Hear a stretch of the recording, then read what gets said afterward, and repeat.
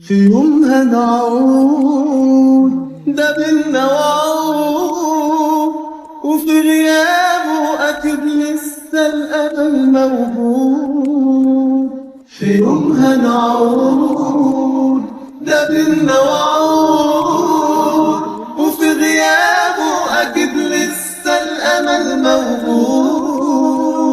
قصاد عيني في كل. انت مين؟ وشو البنت الموجودة في الصورة دي؟ ممكن تردي؟ ده ايه اللي قصدك يعني؟ وانت كيف بتتجرأ انك تلمس اشيائي يعني من دون اذني؟ طبعا ممكن ترد عليا؟ كيف يعني بتلمس اشياء يعني تبع شخص ومن دون علمه؟ تمام؟ شو ده؟ شو هذا التصرف؟ انا اسف بس انا عايز اعرف الحقيقة. انتي شو العلاقة اللي بتربطك بريتاج؟ ومين البنت اللي في الصورة دي؟ ممكن تردي لو عندك جواب اصلا؟ احكي الحقيقة اصلا، احكي. لو تكوني انت اللي قتلتي ريتاج كلمي يلا. انت مجنون ولا ايه؟ البنت دي ريتاج، البنت دي صديقتي، انا بعرفها من زمان يعني. هو انت ما تكونش انت بتحب البنت دي يعني؟ انت ايه الكلام ده اللي بتقوله؟ كيف يعني انت بتتهمني بجريمة قتل؟ انت مجنون ولا ايه؟ انا مش مجنون، انا عايز اعرف الحقيقة. ايه العلاقة اللي بتربطك بريتاج؟ انت كذابة، انت مين اصلا؟ انا البنت عارضة الازياء. كأنك انت فقدت الذاكرة ولا ايه؟ كأنك جنيت. شو ده؟ انت بتتهمني بجريمة قتل وكمان انت بتتهمني وتقولي انت مين؟ انت ما تعرفنيش ولا ايه؟ وتكوني انت ريتاج، بس ده مستحيل. انا عايز اعرف ايه العلاقة اللي بتربطك بريتاج، وعايز تثبيت، مو ده كلام. انا رح صدق يعني كلامك لما تقولي لي انه دي صديقتي؟ انا رح صدق يعني؟ انت فكرتني يعني ان انا ولد سوء. انا فهمت كل حاجة الان. شو اللي فهمتي يعني؟ البنت قلت لك الحقيقة، البنت دي صديقتي وغايبة من زمان يعني. لو تكون البنت اللي حكيت عليها دي هي، احنا متقابلناش من زمان. هي كانت عايزة يعني تشتغل عارضة ازياء صح؟ وكانت بتحب الموضة والشي زي كده، كانت عايزة تشارك. وبعدين يعني عملت شجار هي ومرة، اسمها كأنه مروة ولا ايه. المهم وبعدين طردوها من عرض الأزياء ومستحيل ترجع مرة تانية. هي حكت لك كل حاجة، المفروض تعرف ان انا كنت صديقة. اثبت. انا عايزة اعرف الحقيقة، ولو كنت بتكذبي عليا انا هعرفها الحقيقة، هعرفها. تمام؟ خلاص. وده مش اثبات يعني؟ انت ايه الكلام ده اللي بتقوله؟ انا اصلا مش عايزه اعرف، مش عايزه افهم اصلا انت كيف يعني بتفتش اغراضي بدون علمي كمان. شو ده التصرف يا سيد امين؟ شو ده التصرف يعني؟ انت عايزيني اسامحك عشان التصرف ده؟ عشان انت عايز تعرف مين البنت دي؟ بتقوم يعني بتشوف اشيائي كده من دون علمي كمان؟ ده مش تصرف، ده تصرف وحش قوي. ممكن تاخديني الصوره دي؟ وارجوك روح من بيتي، انا رايح اصلا. ليه عملت كده؟ ليه؟ حاول اقول لك الحقيقة، انا رح احاول. انت لازم تعرف كل الحقيقة دي، لازم، في اقرب وقت ممكن. كانت البنت دي مش ريتاج، وقالت انها كانت صديقتها، لكن فين ريتاج؟ انا عايزة اعرف الحقيقة كلها، لانه ريما كمان قالت انه ريتاج على قيد الحياة لسه. انا عايزة اعرف كل ده، ورح اعرف الحقيقة في اقرب وقت ممكن. وانتي ما تقوليليش هاي شوفي. اهلا ريما، بكي، شو اللي صاير؟ حصلت حاجة؟ قوليلي، احكيلي. حصلش حاجة يا ريما، حاجة تافهة يعني، المفروض تقولي كده. شو اللي صار؟ احكيلي يلا، حتى لو كانت حاجة تافهة عايزة اسمعك. انتي متضايقة صح؟ قوليلي. ممكن تقولي انه امين شك فيني يعني، مش عارفة كيف احكيلك اصلا. المهم دي هي الحكاية، ايه رأيك؟ ده فتش في اغراضي وشاف الصورة تبعي. وقال لي ان انتي مين، وصار يفكر انه انا ريتاج. مش عارفه كيف اقنعه، بس انا حاولت ان اقنعه باي حاجه حصلت في بالي، بس مش عارفه انه هو صدقني ولا لا. اكيد هيفتش حتى يعرف الحقيقه، وكيف اختفت ريتاج، وشو العلاقه اللي بتربطني بيها. مش عارفه كيف اعمل. انا مش مصدقه خالص اللي انتي بتقوليه يا ريتاج. ده المفروض انك تروحي وتقولي له. انا قلت لك من زمان انك تروحي. ده شك فيكي وخلاص. واصلا انتي لو خفيتي الحقيقه اكيد هيعرفها عن قريب. روحي انتي اعترفي له وخلاص، وهتتصلح كل حاجه. انا انصحك وخلاص. عارفه، انا راح اخمن شويه وبعدين ممكن اقول له. مش عارفه كيف. بس انتي ليه صوتك كده؟ انتي تعبانه ولا ايه؟ انا واخده شويه برد. هروح المستشفى بعدين. ما تتضايقيش عليا، بخير ما تخافيش. هتصل فيكي بعدين. يلا، انا رايحه الان المستشفى وبعدين هتصل فيكي. يلا باي. بحبك جدا يا لتوستي. قوليلي بعدين شو اللي صار. اوكي. انت ايه اللي جايبك يعني؟ في حاجه يعني حصلت؟ تعرف ليه ما جيتيش للشغل؟ شوفي، مريضه ولا ايه؟ الحمد لله، بس انا تعبانه شويه. قلت خليني اخد يوم اجازه كده وهرجع غدا، يعني ما تتضايقوش عليا. بخير. حبيت اطمن عليكي.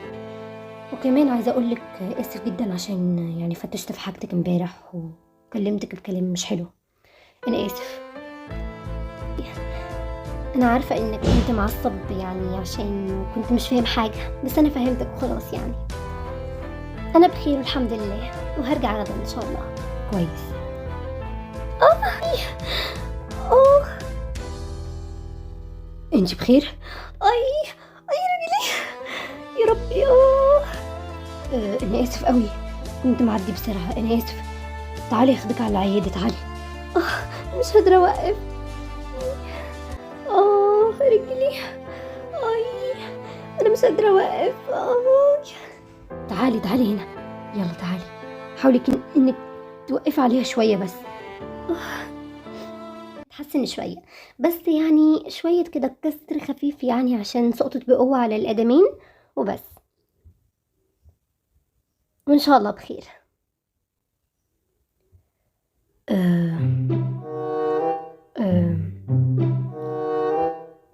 انا اسفه قوي انه حصل لك كل ده بسببي انا. يعني انا ما كانش قصدي انه اذيكي او اي حاجه. انا اسف. خلاص بقى، خلاص يكفيني من كلمه اسف. انا بخير، بس رجلي تعبانه. انا كيف هرجع البيت؟ لو عندك مشكله يعني، لو مفيش داعي عادي اوصلك، هاخدك البيت ما تخافيش. بس يعني ممكن انا اسف قوي انه عملت فيكي كل ده يعني. انت مين؟ تمام، انا مسامحاك. تمام، انا هنا بشتغل في المستشفى. المهم لو انت بخير خليني اروح يعني، لو مفيش اي حاجه تاني. ادمي يا ربي، كيف هرجع البيت؟ انا كيف؟ قلتلك اني هوصلك وخلاص. يلا اقعدي ارتاحي شويه وهاخدك البيت، يعني لو مفيش داعي طبعا. تمام. رجلي. خدي دول. اي اسفه، ممكن تمسك لي دول؟ طبعا، لكن انا شو اعمل هنا؟ طبعا امسك لك دول. شكرا، لكن يلا. اي رجلي. يلا، هفضل كده حفيت الرجلين. بس يلا خلينا نروح. خدني البيت. شكرا جدا عشان يعني هتساعدني كده وتاخدني البيت. بس يعني لو مرة تانية حصلت معاك المشكلة دي لازم تاخد بالك. انا مسامحاك، المهم مسامحاك. تمام، يلا اتفضلي. ايه المصيبة دي بس؟ مريضة هتطلع الآن. ممكن تعطيني الاسم يا سيد؟ هو انت بتشتغل هنا في المستشفى صح؟ لكن دي مين؟ دي جوزتك؟ دي بنت يعني صدمت فيها بالغلط يعني وبس. هو ممكن السي دي تبعها؟ انا فكرتها جوزتك. تمام، هعطيك الآن السي دي وممكن تطلعوا الآن، وان شاء الله بخير وسلامة يا مدام. شكرا. البنت دي جوزتك. والله ضحكتني الممرة ده مستحيل طبعا. اكيد مستحيل. يلا ممكن تبطلي كده كلام وخلينا ننزل. طبعا. هي مش في غرفتها الآن.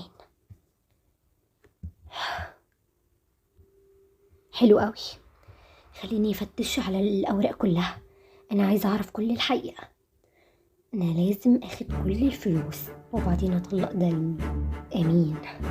طيب خليني أشوف هنا في الخزانة دي. مش عارفة وين مخبية الأوراق المرة دي، مش عارفاها أنا. هتعصب والله هتعصب.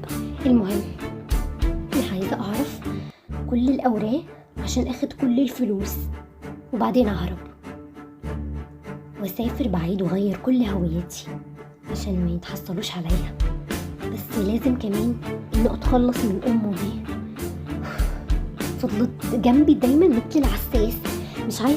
مش فاهمة أنا ليه دايما هنا. أنا الحمد لله قدرت حتى أدخل غرفتها مع علمها، بس مش عارفة وين الأوراق. وين مخبية الأوراق البنت دي؟ وين مش عارفة. لازم أفتش بسرعة، خايفة إنها ترجع البيت وتلاقيني هنا. خلينا نطلع بسرعة بعدين هرجع أشوف.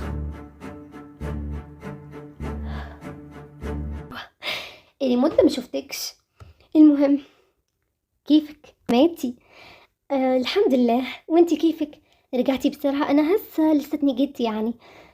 المهم وانتي كيفك؟ بخير؟ هو انتي وين كنتي؟ طولتي كتير، فضلت انتظر جدا جدا. أنا كنت في البنك. شفت الفلوس تبع، يعني انتي عارفة انه الأملاك كلها تبع أبوه، يعني تبع أبو أمين، يعني انه لازم نكتبها الآن باسمه عشان يعني انتي عارفة انه أبوه مريض وكل حاجة. يعني ده ممكن يروح في انه ممكن يروح في أي وقت. مرضه خطير قوي، وانا لازم اسجل كل املاكه باسم امين. فهمتي؟ انتي اللي ما قلتليش انه اروح معاكي. فضلت لحالي كده وامين في الشغل وكل حاجه. الله يشفيه بابا، ما تخافيش عليه، ان شاء الله بخير. هما الدكاتره قالوا انه ممكن يتعالج، بس مرضه خطير، وهو كان مصر انه يكمل في شغله وما يتخلاش على شغله، وكان مصر انه يواصل فيه. انتي عارفاه انه مش عايزه ومش عارفه حتى كيف احكي معاه.